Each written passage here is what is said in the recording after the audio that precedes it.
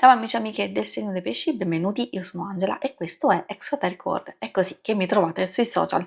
Questo è l'oroscopo settimanale dal 31 agosto al 6 settembre.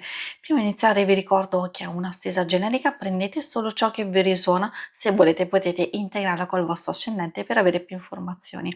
In descrizione trovate le recensioni dei mazzi usati, i link per acquistarli e i link alle playlist per conoscere il significato delle carte della Sibilla Lenormand e della Sibilla italiana. Vi invito a iscrivervi e abbonarvi al mio canale per sostenere il mio lavoro. Ringrazio moltissimo se lo farete o l'avete già fatto. E adesso partiamo con la lettura, andiamo a vedere innanzitutto le energie principali della nostra settimana, i segni zodiacali da attenzionare, l'amore, il lavoro e le finanze. C'è la carta della croce. Non deve spaventare questa carta perché a volte può anche significare la fine delle vacanze e quindi il riportarci alla realtà del lavoro e delle solite cose. Altre circostanze possono indicare la conclusione comunque di alcune situazioni a livello personale o anche relazionale. In senso negativo, sì, spesso può suggerire la fine di un dolore, di un disagio o la liberazione, soprattutto magari se abbiamo passato un periodo difficile e complesso. Quindi qui possiamo capire se semplicemente si tratta di un alleggerimento di una situazione e quindi sappiamo che pian pianino dobbiamo metterci in moto anche verso nuovi progetti, nuove cose da fare anche per il prossimo futuro.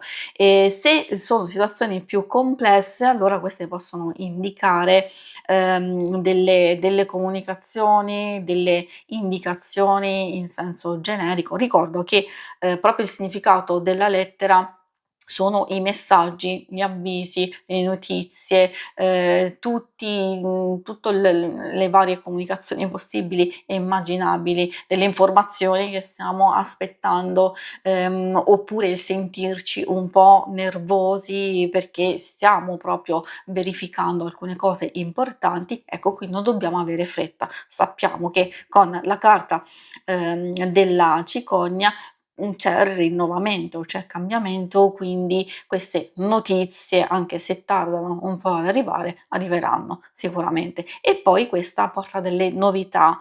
Fermento è un movimento, sì è vero in alcune circostanze personali, ma soprattutto nella sfera materiale. E adesso andiamo a vedere i segni zodiacali da attenzionare sono quelli di Aria, Gemelli, Bilancia e Acquario. Questi sono proprio quelli dominanti. Abbiamo un pochetto anche quelli di Fuoco, Ariete, Leone e Sagittario.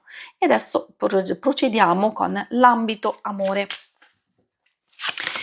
In questa parte della lettura vediamo anche alcune informazioni che possono riferirsi a un'amicizia oppure alla famiglia. Genziana, questa è quella che porta un po' di tensione, ma l'abbiamo visto solo nella fase iniziale. Trattandosi di conflitto interiore, in realtà possono esserci varie motivazioni e varie situazioni, magari un ostacolo, un imprevisto, un qualcosa di particolare, di inaspettato, o forse un po' di paura, un po' di tensione ad affrontare un certo tipo, di argomenti, anche qualcosa che si sta vivendo. Dipende, forse abbiamo l'occasione di porre fine a qualcosa, anche a questo, conflitto, può essere anche una divergenza magari di vedute o di gestione.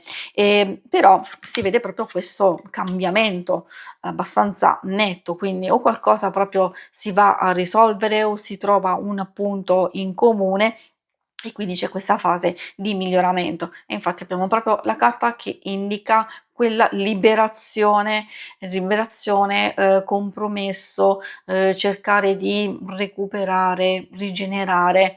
Per i single C'è un aspetto importante che in realtà può riferirsi a una crisi superata, a una rigenerazione dopo la conclusione di una relazione, di un rapporto, anche di una frequentazione di amicizia, quindi, dipende, c'è questo, passaggio. Magari vi state purificando, state lasciando andare, c'è questa fase di rinascita, di riequilibrio e di ritrovare, la serenità.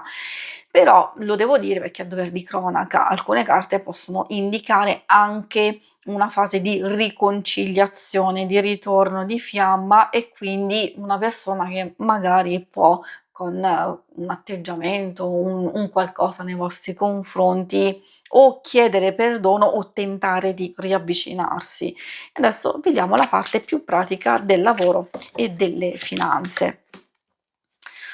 Il dottore in senso lato può parlare sia di una persona che magari ci può aiutare, sostenere. È vero che la dicitura dottore sì, può riferirsi a un dottore, però essendo una stesa generica, io diciamo consiglio di valutare sia dei consigli di una persona esperta o qualcuno che ci può aiutare e sostenere, può essere anche il datore di lavoro a volte, può anche riferirsi a noi stessi, quindi se facciamo le cose in un certo modo, cercando di non sovraccaricarci, cercando di gestire le nostre stesse energie a livello psicofisico, allora la fortuna sarà dalla nostra parte perché c'è questa carta che indica non solo un miglioramento nelle situazioni un po' stressanti, un po' difficili, però indica tante altre circostanze che possono riguardare